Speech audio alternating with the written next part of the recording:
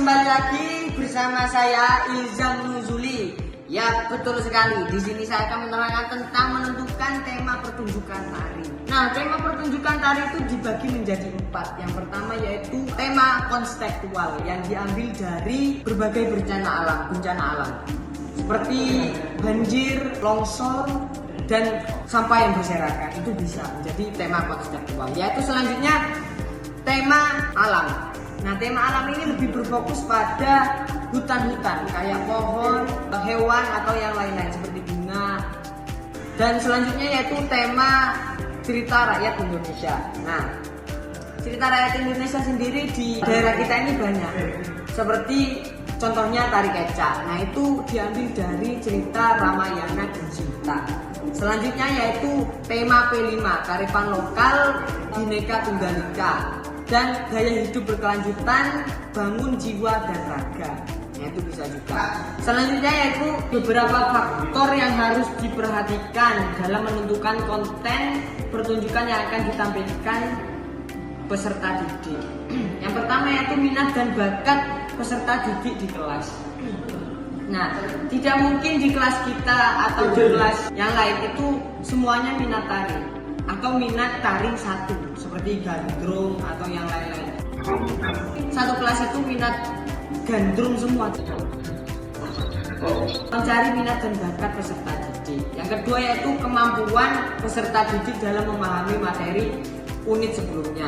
Nah, apabila materi yang sebelumnya peserta didik dapat memahami dengan baik, maka itu bisa dilanjutkan.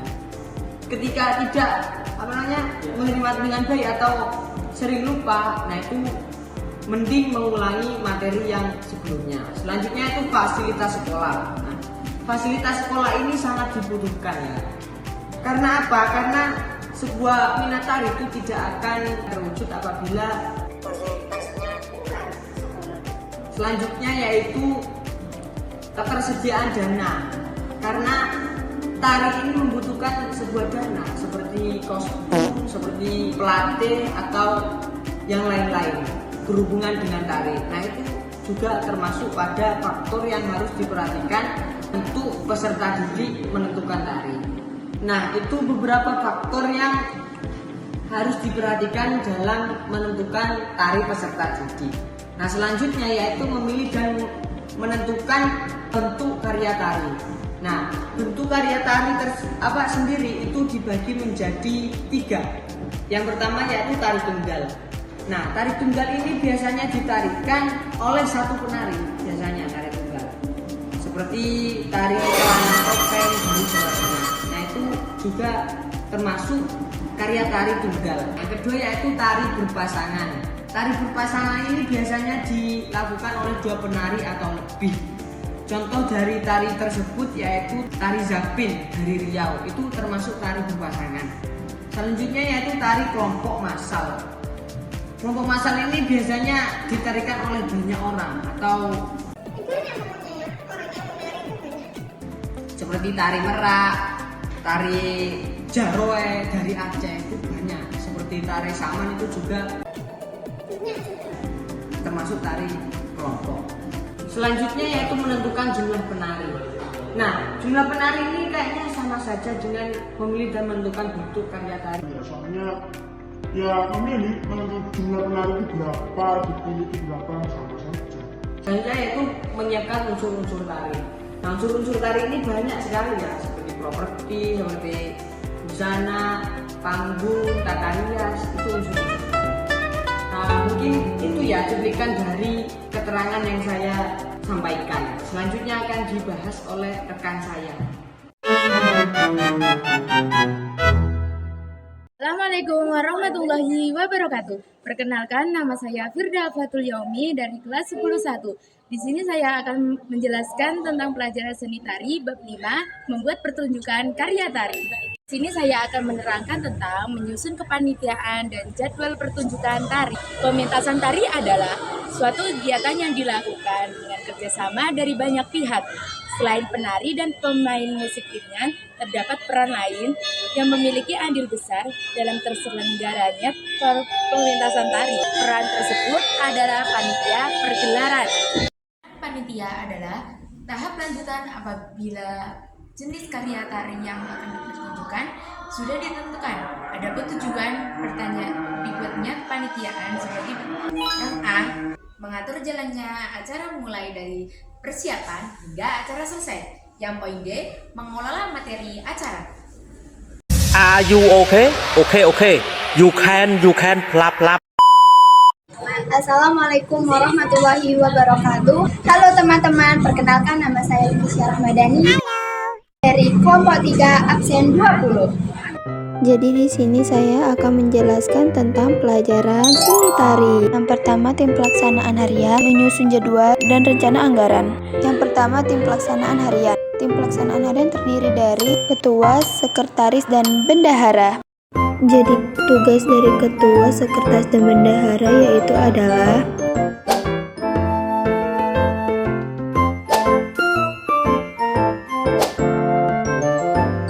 dan yang kedua yaitu menyusun jadwal kegiatan.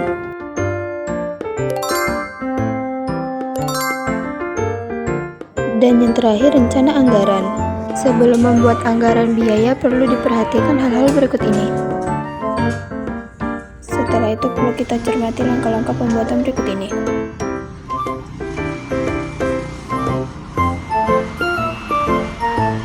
Sekian dari saya. Wassalamualaikum warahmatullahi wabarakatuh.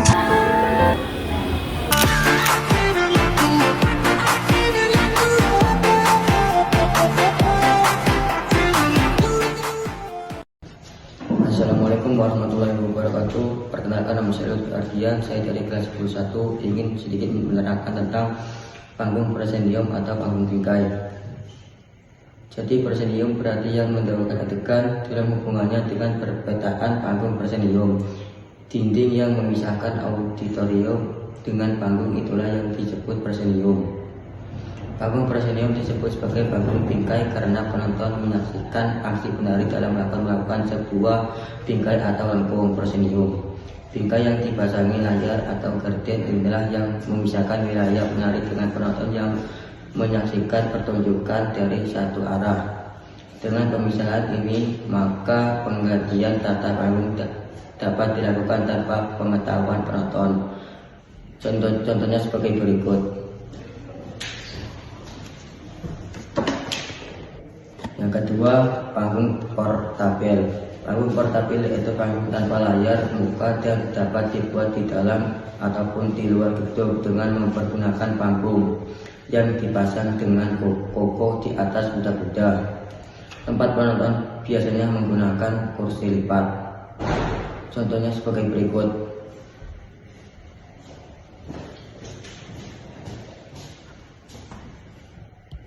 Yang ketiga, panggung terbuka. Panggung terbuka adalah bentuk panggung yang digunakan untuk pertunjukan di luar ruangan. Penggunaannya memberikan keuntungan dan kapasitas penonton dan memberikan pengalaman yang berbeda dan unik bagi penonton. Panggung terbuka permanen yang cukup populer di Indonesia, antara lain panggung terbuka di Pura Uluwatu, Bali yang biasa digunakan untuk pertunjukan tari kecak, dan panggung terbuka di Candi Prambanan yang bisa digunakan untuk menampilkan Sandra-Tri Ramayana. Contohnya sebagai berikut. Apabila Anda ingin membuat pertunjukan tari sederhana di kelas, panggung bisa dibuat secara sederhana di depan kelas apabila ruangannya memungkinkan untuk dibuat panggung. Apabila tidak cukup luas, pertunjukan tari bisa dilakukan di aula atau lapangan sekolah.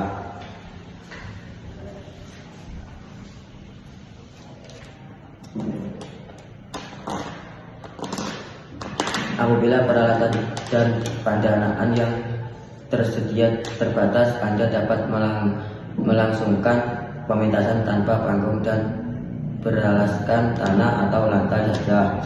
Posisi penonton dapat diatur menjadi duduk beralaskan ikat atau karpet. Yang ketiga, tata artistik cahaya atau lampu. Tata lampu adalah segala perlengkapan perlampuan baik tradisional maupun modern yang digunakan untuk keperluan penerangan dan penyinaran dalam seni pertunjukan. Tata lampu di dalam pengelaran tari di samping untuk menerangi serta menyinari juga dipakai untuk membantu suasana yang diperlukan dalam adegan yang ditampilkan. Dengan menempatkan pengetahuan tentang sifat warna dapat membantu konsep. Dengan menempatkan lampu secara cermat, maka pelukisan situasi lewat warna dapat lebih dramatis sehingga pertunjukan tari akan lebih dihayati oleh para penikmat tari.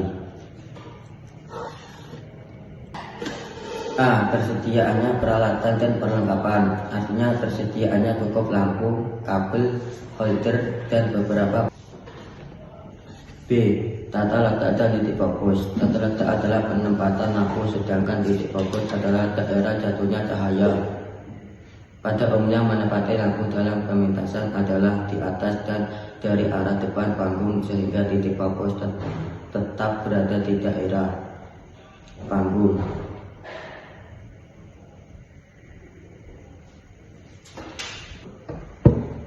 C. Keseimbangan warna, maksudnya adalah keserasian dalam penggunaan warna cahaya yang dibutuhkan. D. Penguasaan alat dan perlengkapan, artinya penata lampu harus memiliki pemahaman mengenai sifat karakter cahaya dari perlengkapan tata cahaya. E. Pemahaman naskah, artinya penata lampu harus paham mengenai naskah yang akan dipentaskan. Apabila peserta didik ingin menampilkan pertunjukan tari sederhana di dalam kelas, bisa memakai pencahayaan seadanya yang berada di kelas atau tempat pertunjukan. Hal terpenting adalah pertunjukan gerak tari bisa disajikan dengan baik dan dapat diterima oleh para penikmat tari. Cukup itu yang saya sampaikan. Sekian, terima kasih. Wassalamualaikum warahmatullahi wabarakatuh. Halo. Assalamualaikum warahmatullahi wabarakatuh. Di sini saya akan menerangkan suatu materi seni tari, yaitu bagaimana cara kita menentukan dekorasi, tata cahaya, dan setting di panggung.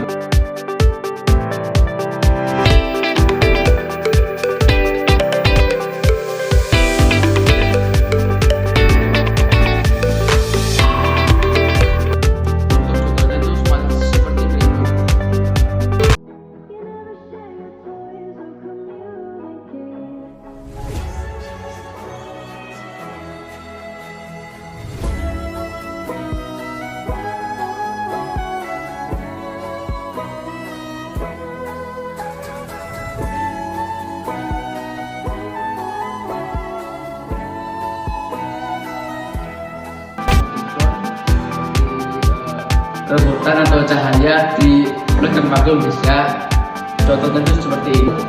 Tata artistik itu dibagi menjadi beberapa. Yang pertama itu panggung arena. Jadi panggung arena ini dibagi menjadi 3. Yang pertama